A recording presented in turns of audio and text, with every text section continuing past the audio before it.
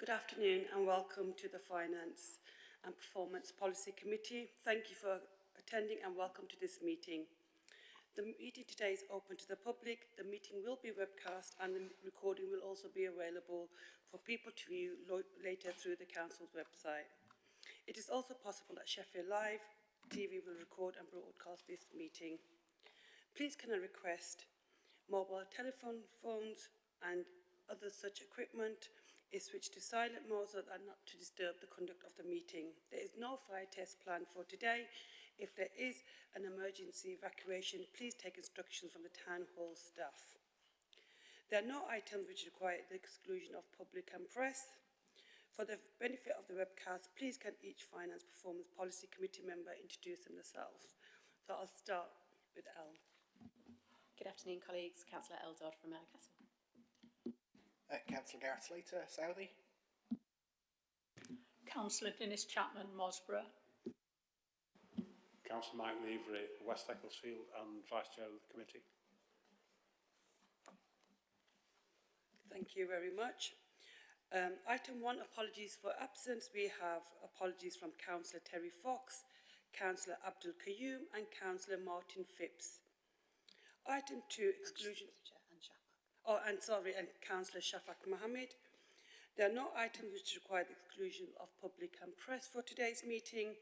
Declaration of interest.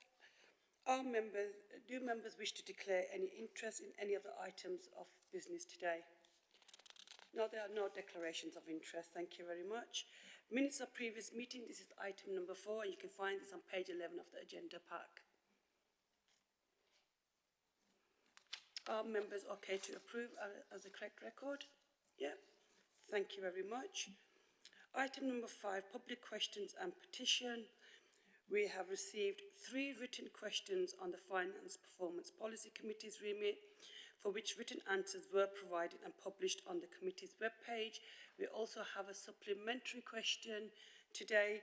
And Julie Pern, are you going to be asking the question? So do you want to come up and ask the question? Thank you.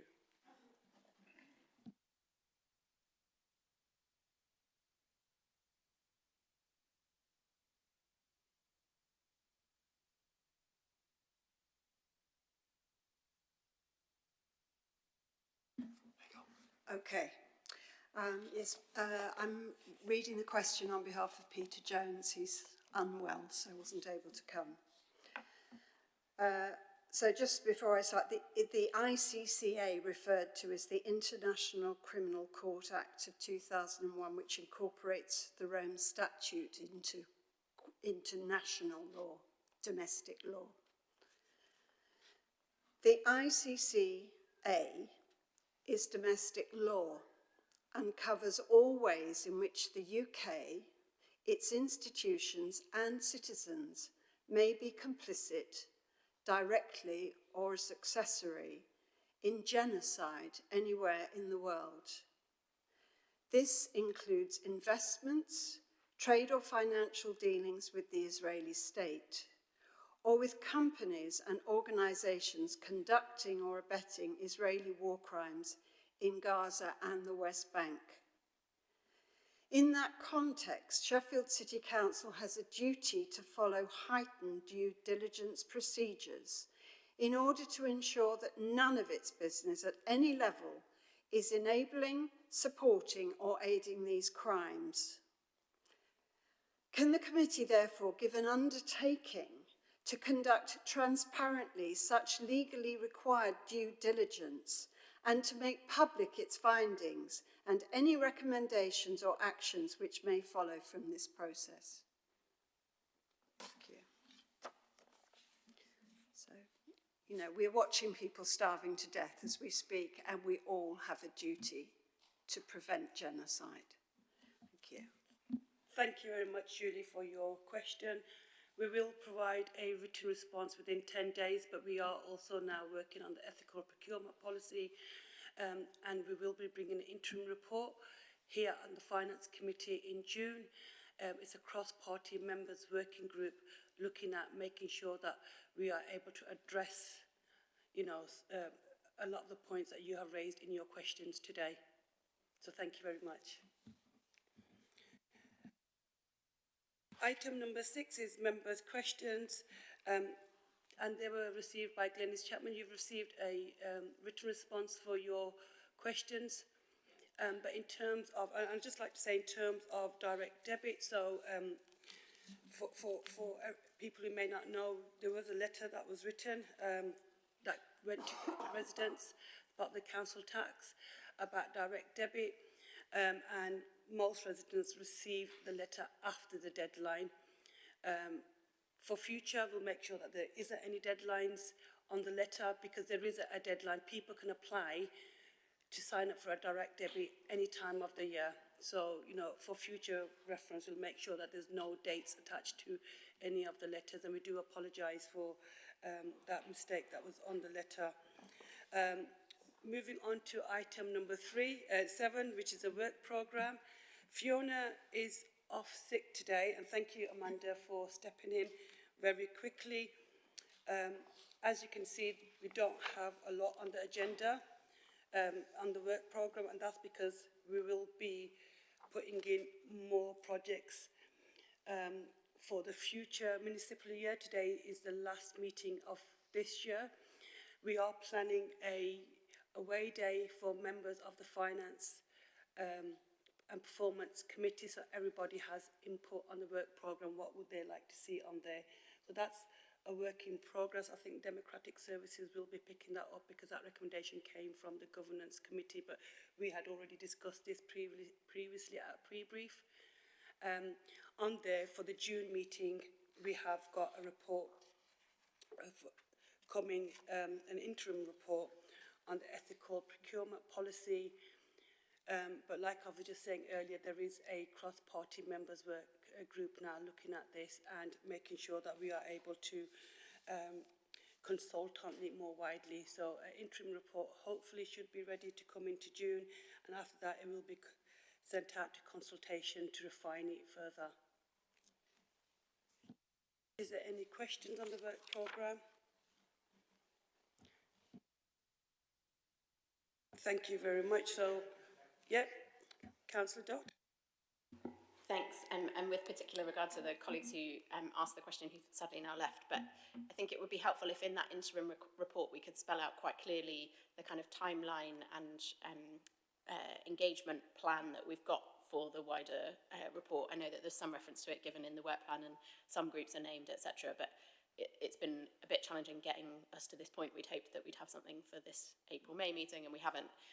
So I think if we can spell out what the forward plan is to get us both to the interim report in June and then beyond, that would be really helpful. Thanks. Yes, Councillor Dodd, I think that would be really useful, and we have requested that from the procurement officers to be able to provide that for us. Thank you very much. So there are recommendations for approval. Are we agreed? Yep, thank you very much. That's unanimous. The item number 8, changes to the Constitution Part 4, Financial Procedure Rules, and this is on page 27 of the agenda pack, and I think the presenting officer is Liam. Okay, I don't think Liam's here, so Philip.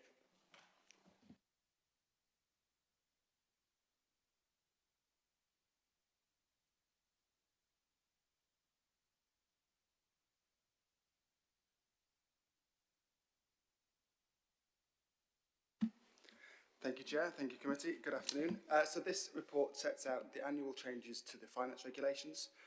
So the report makes clear the major changes that we've made. There were 2 appendices to this report. One is a summary of the changes that we've made, and the second relates to the full copy of the finance regulations. You will see that some of our thresholds have changed. Those are in line with the new Procurement Act. They're probably the most significant changes that we've made to the finance regulations this time round.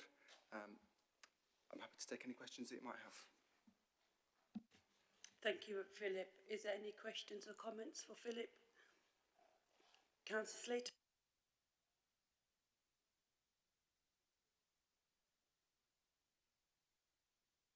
On the later part, when you're talking about how long you're retaining information for, I was just a bit intrigued as to why it's not all 6 years, because isn't that the information for tax? Have you got a specific page number or section that you can refer to. If you haven't, that's fine. We will take advice from our information governance colleagues on how long we retain things for. If you do have more specific questions, by all means, do send them through and we'll get you a response. Councillor Chapman? Yes, thank you. My question was on the same thing as Gareth. It's page 112 to 117. Now, I see that you say everything should be retained for current year plus 6. We know that tax office can come to you for 7 years, so it's always prudent to keep things for 8 years, just in case something is in 1 year and it finishes off in the 7th year. When you go to the bank, you can always get statements for 8 years. So I wondered why you were just doing 6 and not 7 plus current, that's all.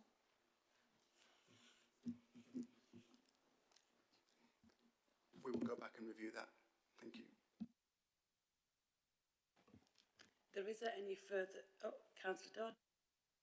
Thanks. Just while we're kind of logging things for further review, you may be aware there was some questions earlier in the year that were arisen with regard to credit card payments or debit card payments and how debit cards are issued to various different bits of the council and the kind of cost savings or otherwise that might be available to people from using those debit cards. I couldn't find much reference to that in these regulations, but I wondered if there's an opportunity as part of updating those regulations to just make sure that we're taking as cost efficient an approach to that as possible. We will do so. We're looking at our payment providers at the moment and looking at how we can be most cost efficient. The other thing that will impact onto that particular question is as we look through Future Sheffield at the way that the whole of enabling services operate, that will feature as part of that review. So we will maintain that feedback and make sure that we build that into the review of the whole of enabling services, which will look at how the council operates and make sure that we're operating in as an efficient way as possible. Thank you, Philip. Any further questions or comments? No, so this does come with recommendations for approval. Are we all agreed? Yeah, thank you very much. That's unanimous. Moving on to item 9, which is a capital approval for month 11, and Damien will be presenting.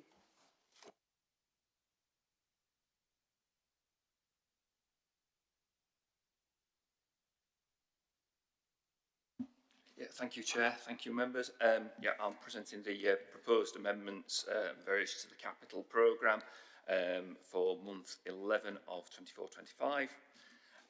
I'll do my usual run through each individual scheme briefly, and then take questions afterwards, if that's okay with everyone.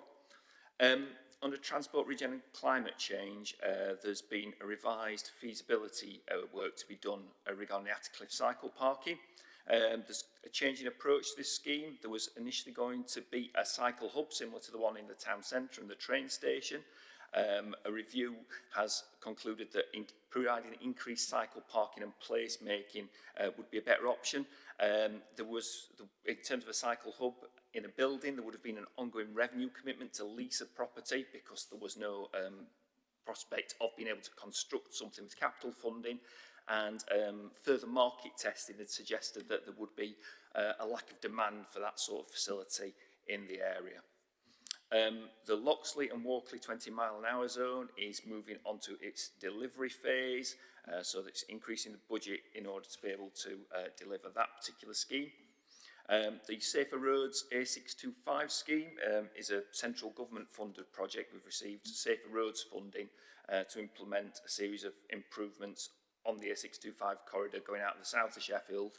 The results of consultation has resulted in some extended discussions and redesign works, so there's additional funding required for the feasibility stage. It was particularly around the Hunters Bar roundabout area.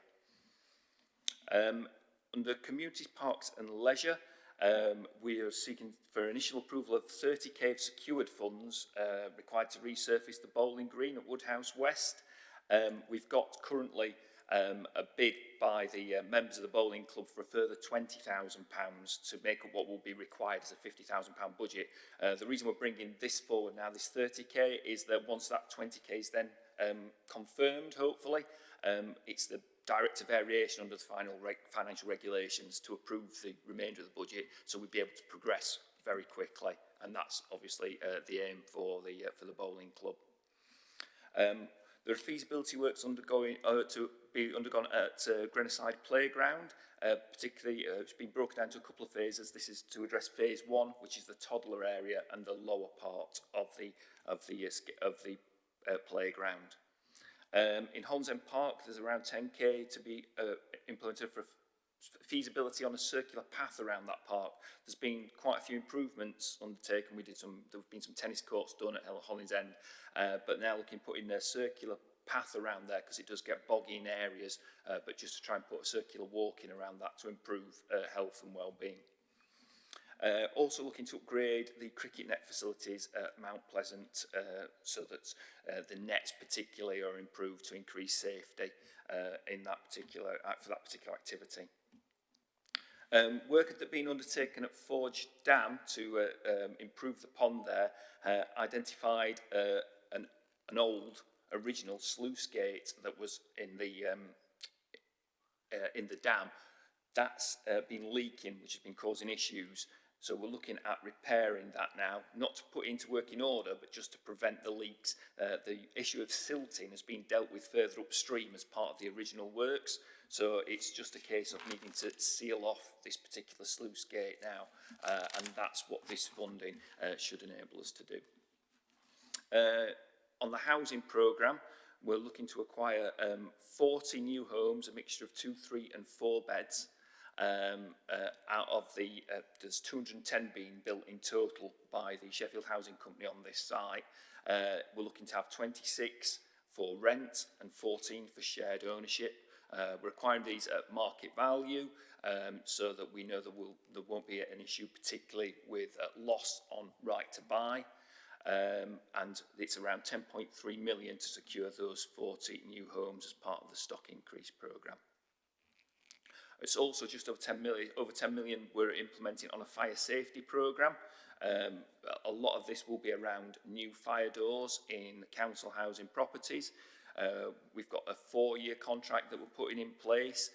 First year's got a bit of a higher as we address in a backlog, but this is to implement passive fire safety measures across our council housing estate. Like I say, a big focus is that is going to be on new fire doors.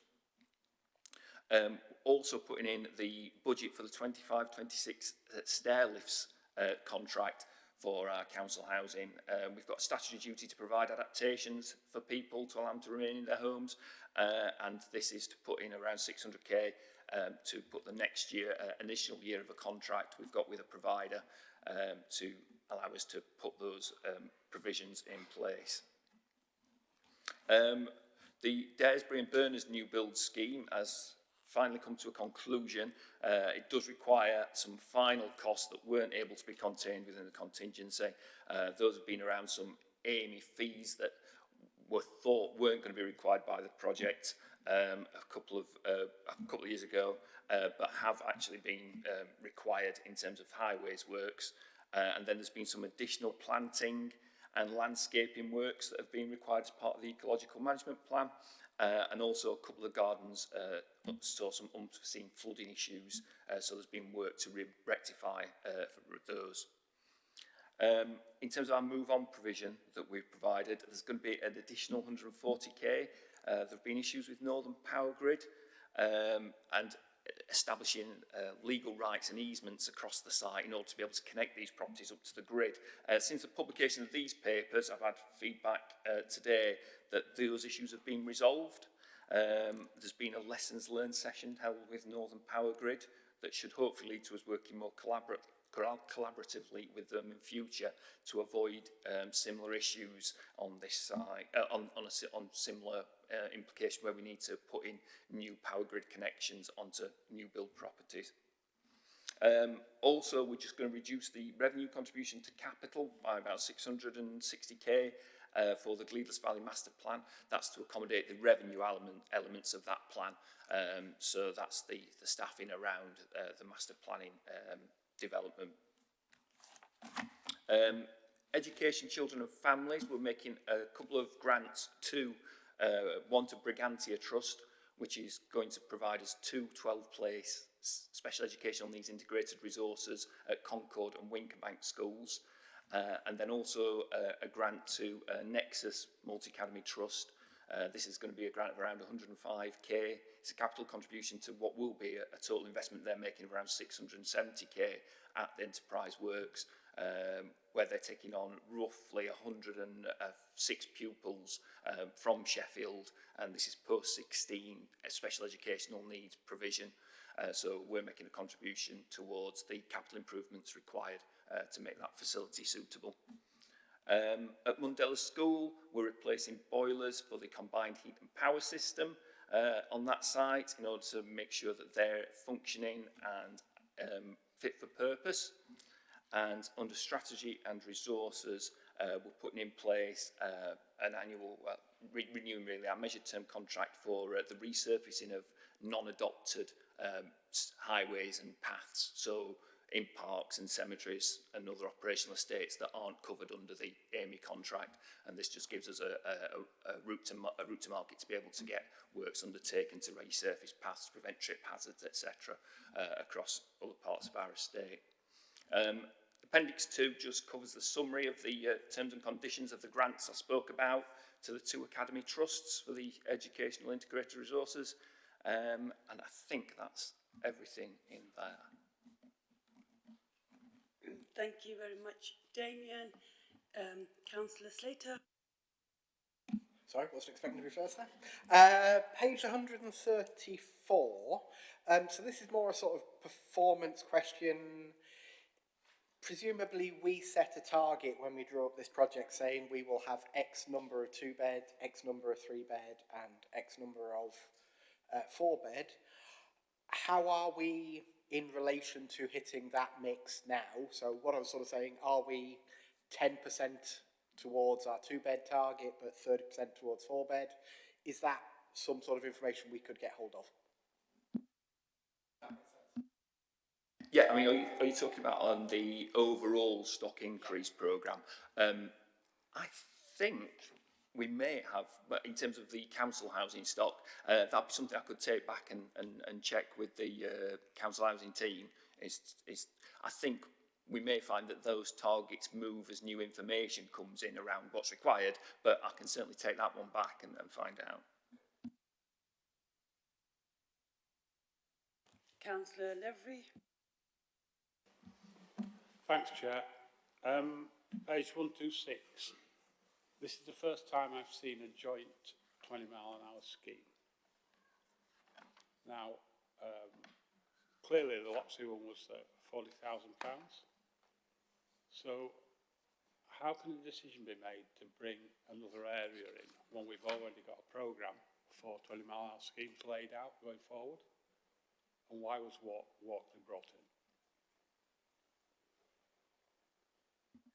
As I understand it from the transport planning team, it was a decision around from members of TRC committee to join these two together, because we asked the same question, because initially we had an initial business case for Loxley, and when it came back it was an outline business case for Loxley and Walkley, and that was the response we got, that there'd been a decision by TRC members to combine the two. Can we just note this? I mean, we can't be allowing schemes to be brought forward and bolted onto another one, because it just puts the rest of 20-mile-an-hour schemes further behind the rest. You know, TRC shouldn't be doing this. It's just not on. Thank you. I've got some more, Damien. Sorry.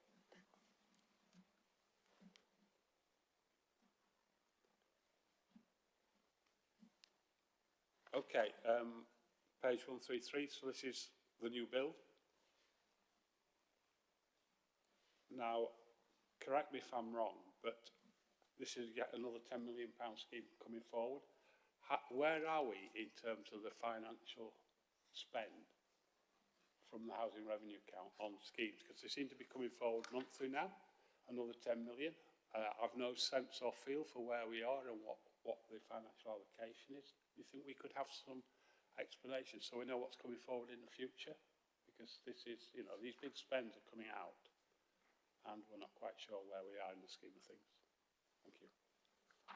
Yeah, I believe there's been some briefings to be organised with colleagues in the housing growth team that should be able to pull all that information together for you. And if it's something that we can, if I can look at putting a table into these approvals in future, that will just say, this was the allocation, this is what's been approved so far, so therefore this is what's remaining. I can look at putting like try and put a simple table like that into each of these next approvals as they come through. Yeah. My last question is page 139. I can't believe that we failed to agree easement arrangements for a new build. I'm staggered. And the costs that are generating is a failure to agree that. Okay, so lessons have been learned, but why on earth wasn't something as simple as an easement sorted out right at the start? It should surely have been in the drawings and the allocation that was made in terms of how this build was going to go forward. And obviously the local power network are part of the consultees on this, so why was this missed? Can we go back? We might have learnt lessons, but let's go back, because this can't possibly happen again. There's £100,000 of cost on the back of this. Thank you. Yeah, I mean, I've raised the same queries myself as these things come forward, and some of the, I've had some feedback on that, but we can certainly get more detailed response on how the situation arose. Thank you, Mike. Damon, I would go one step further and ask exactly what lessons have been learned and what action plans are being put in place now. And in terms of questions that we ask here on the finance, I know you do a really good job of kind of feeding them back to officers in other teams, but I think it's really important that you do allow them to know the kind of questions that we're asking and the queries that we have, and kind of having something back from them in terms of what they will do differently next time. Councillor Levery, yeah. Could I follow up with that? Because the costs are coming out of section 106, which can be used elsewhere, and this is the real crux of the matter.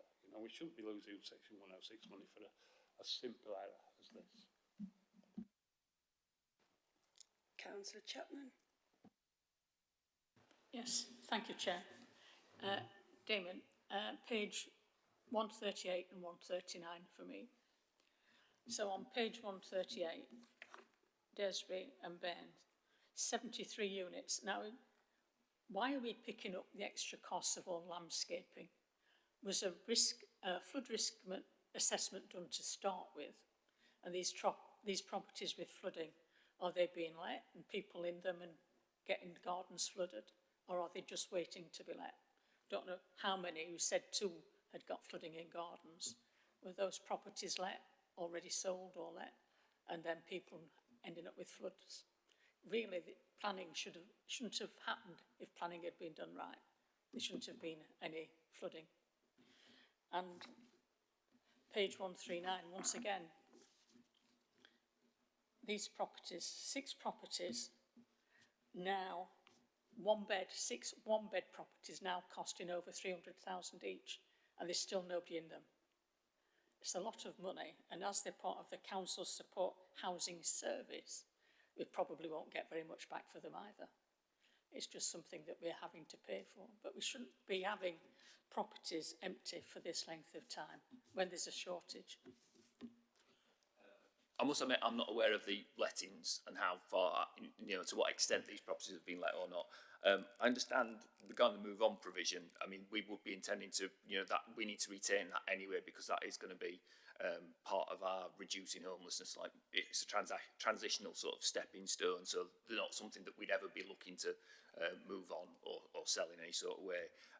But yeah, no, understand that obviously we were the developer at Daresbury and Berners, and yeah, as such, we are responsible for the obligations around the ecological management plan and, basically all the planning obligations that are attached. In that case, in the case when we're acting as developer, we're no different to anybody else in terms of having to meet our own planning officers' regulations. you. Councillor Dodd.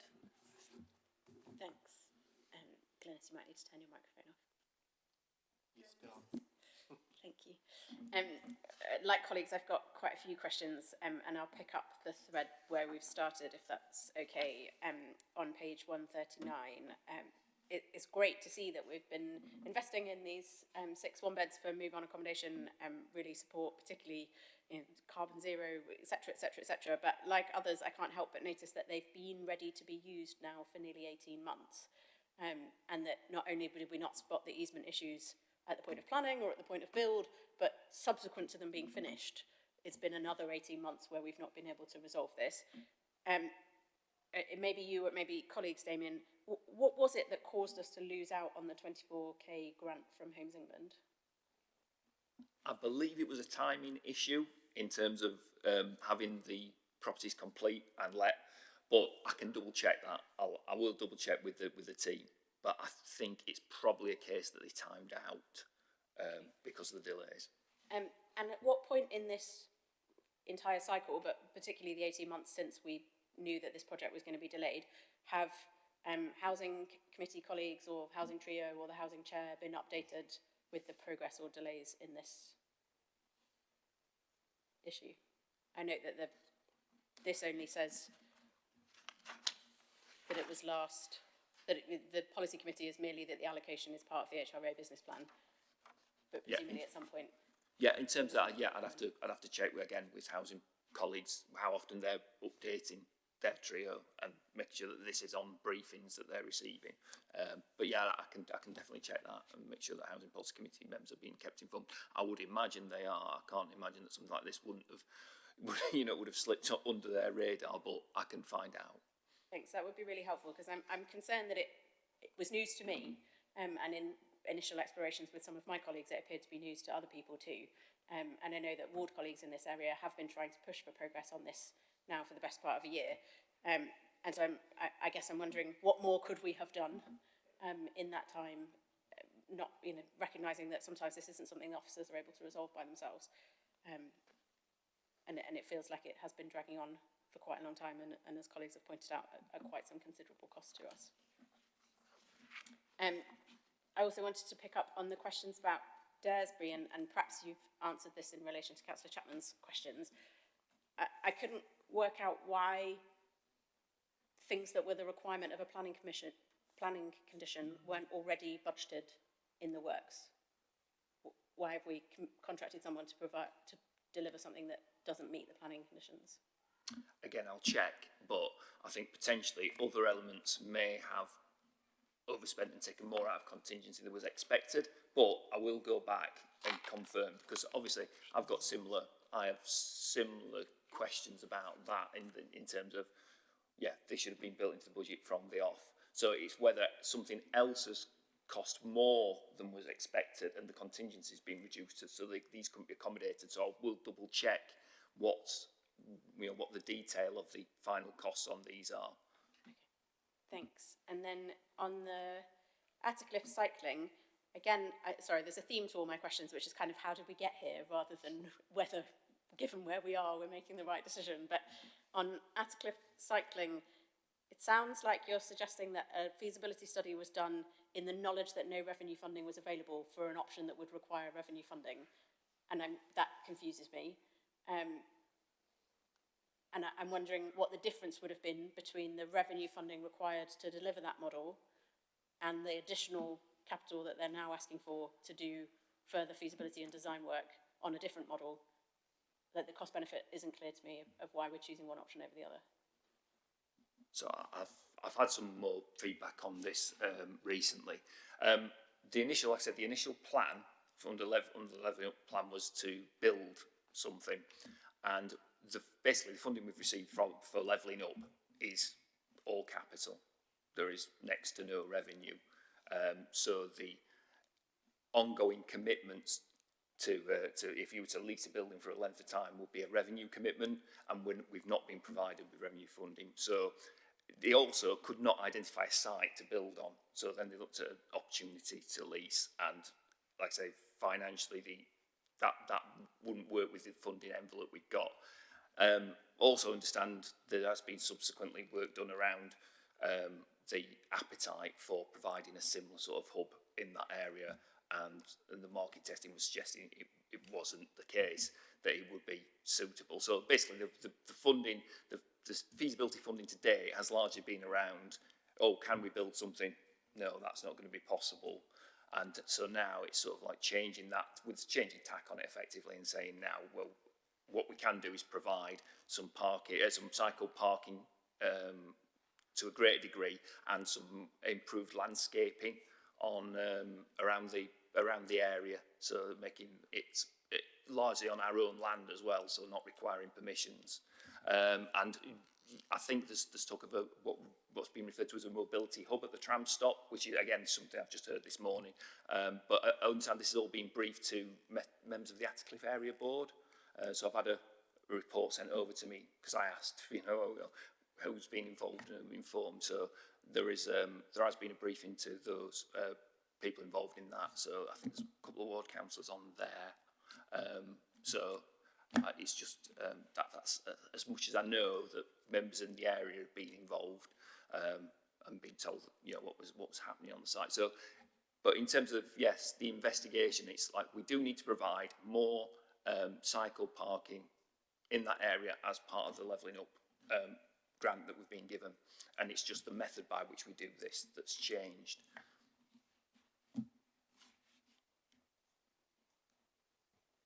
Thank you. Councillor Levery? Jack, can I request, Damien's getting tasked with doing a load of running around. Can I request we formally write to the chairs of TRC and housing about the concerns we've got about the way some of these projects have been managed and overseen by them? Because they're the ones that are making these decisions. And it's time that they started to sit up and note from us that we've got concerns about these projects, overspends, errors, in terms of what's happening, and we expect them to keep on top of it and not just expect finance to wave the money through when it comes through downstream. Thank you. I think this came up last year, didn't we? We had a similar kind of conversation, and we did request this year for more knowledge briefings from transport and housing growth, and they just have been delayed for a long time. I think for transport we asked last year, and I think that this is the reason why the briefings are really important, and we have to get them in our diaries as soon as possible. But I know all our concerns Damien does take back to officers, but from our point of view it's difficult because sometimes we just have a look at this and we don't have all the additional information. And you do a brilliant job, Damien. I say this to you all the time, answering all our questions around this.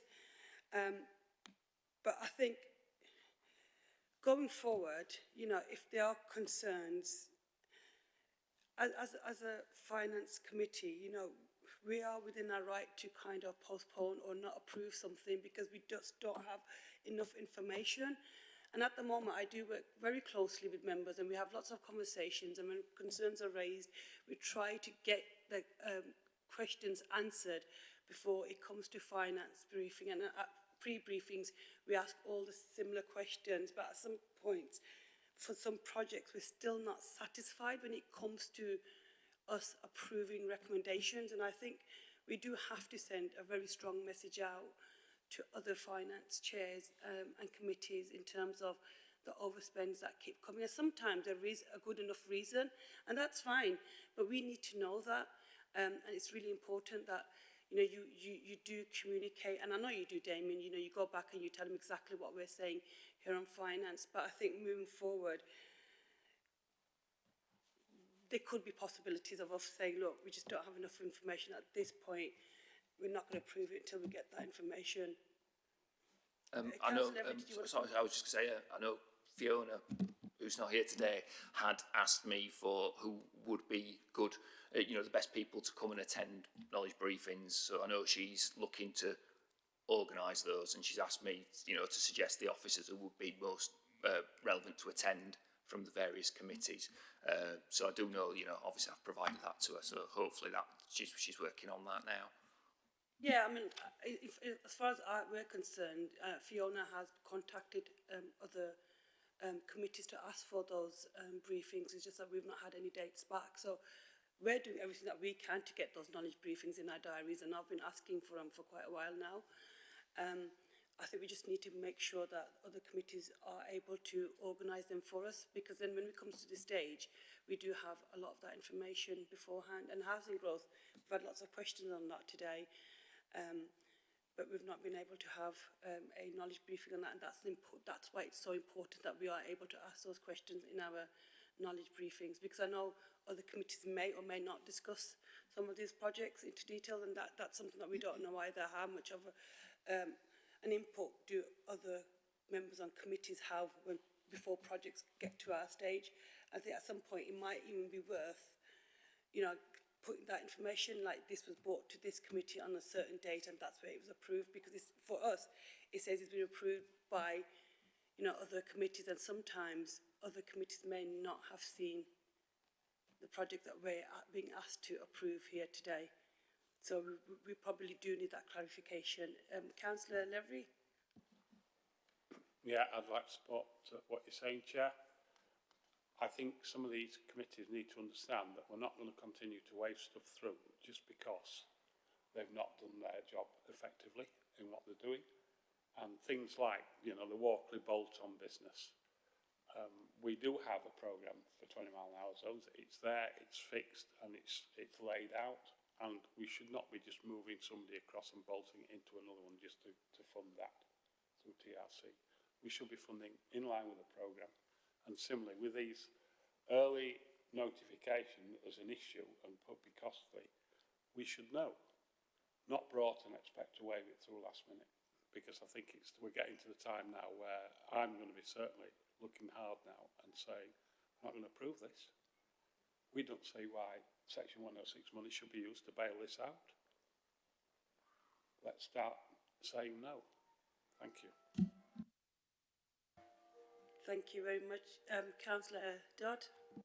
Thanks. I'm just wondering if there's would be something worth putting on our forward work plan or considering at our away day in the new year, particularly given the kind of conversations that we've been coming back to around housing, both around housing growth and around how we do land disposal for housing and all of these kind of questions. It feels like there's a particular sort of scrutiny project perhaps that would be well suited there, not least because, you know, we are seeing kind of repeated instances of overspends and things that seem to have been bubbling along for a while without, we don't know where the mistakes or the lessons could be drawn from. Conscious we've got a new Director of Housing coming in, might be something that he would also find useful and beneficial to have a bit of additional member scrutiny and oversight in to try and support the changes that he's trying to bring about. Would feel like a kind of dedicated piece of work that we could look at in the new year. Absolutely. Thank you. Right, thank you. So there isn't any further questions and comments? Yeah? Sorry, Chair, I think you read my mind, because I was also going to suggest that we put in there information about when they'd been to the other committees, but it might also be useful if Damien can deal with it with the formatting, to put a link in to any reports that have been through to the other committees as well, so that that information is there as background information should you need to see it. No, it's something we've looked at, and to be fair, I have tried to do that previously. It's difficult where sometimes it's been a knowledge brief, so there's obviously not necessarily official. In some of the cases as well, and I think this is discussions that we've had before, is that it's the capital strategy that's been approved that some of these schemes are in. So it's a case of actually it links back to the capital strategy. Sometimes they may be more specific or less specific. So, for instance, I think in the Education, Children and Families one, for instance, there's a reference to increasing integrated resource provision, and as a general, but doesn't list the specific schemes. Now, the specific schemes probably go as a knowledge brief, and I do ask that they check that these all, has everybody been briefed on these particular ones.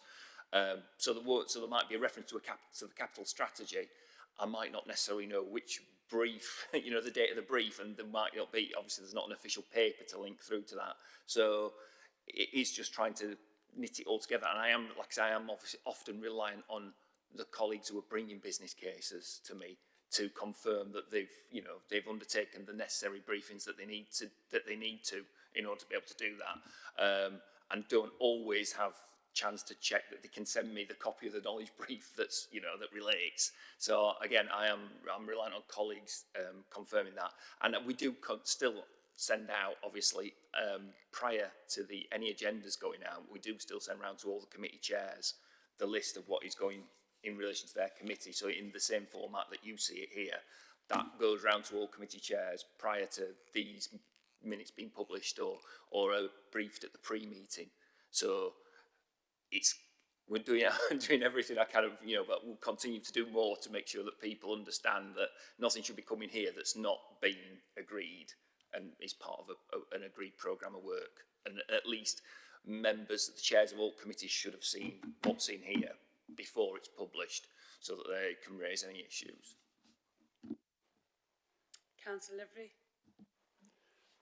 Yeah, just to make the point, this is the final year where we're getting streamed funding from the government through Simca, and at the end of this year we're moving into a financial allocation to Simca, and they will determine then how, against various high-level headings, how much will be allocated for various things. So we've got to get our act together in advance of this, otherwise we're going to get caught out. Thank you. Councillor Dodd. Thanks. I just wanted to end on a positive note. Firstly, by saying thank you to you, Damon. I think we put a lot of pressure on you as the middleman between the whole of the rest of the organisation's capital needs and us. And I think there is something about how do we make sure there are more people sitting behind you who we can ask these questions to directly, so that we can get the kind of direct scrutiny coming through. So please know that we know that we're working in partnership with you, and you're doing a great job. And then also on the matters of substance, on page 134, I just wanted to say that I think it's great that we're seeing these 40 new homes coming through from the Sheffield Housing Company and investing in new council housing stock in that area. Obviously, it's the area that I represent, and I know this build well. I think it would be brilliant to see so many of the kind of council housing that we need in that mixed-use, multi-tenure development. I would encourage colleagues to reach out to the people who are already living there. They've got really good intel about what's worked well and what's been more challenging in taking on some of those properties already, but really great to see, so thanks. Thank you very much. And I'd like to echo what Councillor Dodd said. Amy, you do a brilliant job for us, and I say this to you all the time in terms of making sure you get as much information to us as possible. But if there's any more support that you need from us, that offers there, I say this to you, if there's anything more that we can do to support you, we're happy to do that. But, I'd echo again what Councillor Dodd said, some really positive projects this month around transport, housing, parks, and there are recommendations for approval for this. So are we all agreed? Yep. So that's unanimous. Thank you very much. And hopefully we'll have a conversation to make sure that how we can get information on the capitals to this committee with everything that people need. Thank you very much. And this is our final meeting of this municipal year. Thank you very much for your attendance. We don't have the dates for the meetings for the next year, but hopefully we'll get all that during full council. So thank you very much for your support. Thank you.